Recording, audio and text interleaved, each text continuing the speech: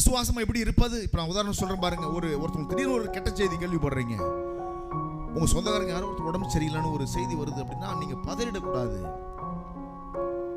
First பதறாம நிக்கணும். முதல்ல stand பண்ணணும். இருக்கிற இடத்துல அப்படி நிக்கணும். நம்ம ஜனங்க அநேகர் என்ன செய்றாங்கனாக்க உடனே ஊன்னு அழுது ஒப்பாரி வச்சு ஊரை கூட்டத்தெல்லாம் குறியா இருக்காங்களே தவிர அவங்க எங்க என்ன செய்யுதுலன்னு நிக்க மாட்டேன்றாங்க. முதல்ல நிக்கணும், ஒரு இடத்துல நிக்கணும்.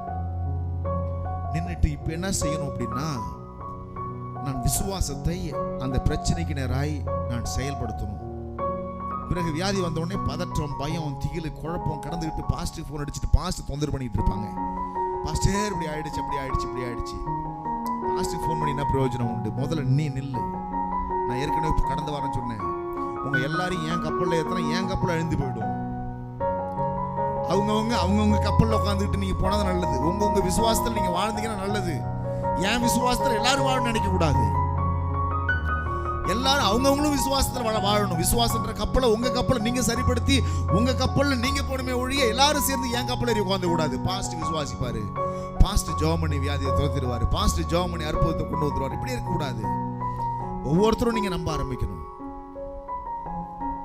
அப்ப இந்த விசுவாச போதனையில மிக முக்கியமானது என்னன்னு கேட்டா பாருங்க, இந்த போதனையில ஆண்டவர் சொல்றாரு, நீங்க மலையை பாருங்க. முதல்ல see the problem,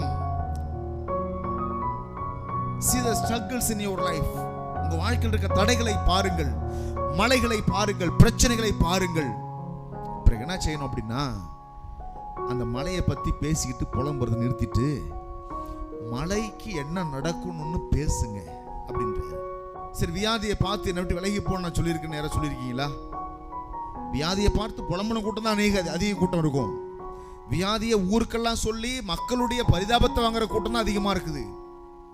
இப்படி பேசுற ஜனங்களை தான் நான் பார்த்துருக்கிறேனே தவிர எப்படி பேசுற ஜனங்களை நான் பார்க்கல. மலையை பார்த்து அதை தள்ளுண்டு போ என்று சொல்லுகிற ஜனங்களை பார்ப்பது மிகவும் அரிதான ஒரு காரியமாக இருக்கிறது. பிரச்சனையை பார்த்து அந்த பிரச்சனைக்கு என்ன நடக்கணும்னு பேசுகிற ஜனங்க மிகவும் குறைவாக இருக்கிறார்கள். பிரச்சனையை பேசுகிற ஜனங்கள் அதிகமாக இருக்கிறார்கள்.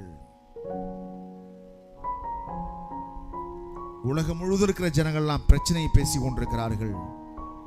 விசுவாச போதனை அறிந்தவர்கள் மாத்திரமே பிரச்சனைக்கு என்ன நடக்கணும்னு பேசி கொண்டிருக்கிறார்கள். அந்த கூட்டத்தில் தான் நீங்களும் நானும் இருக்கிறோம்.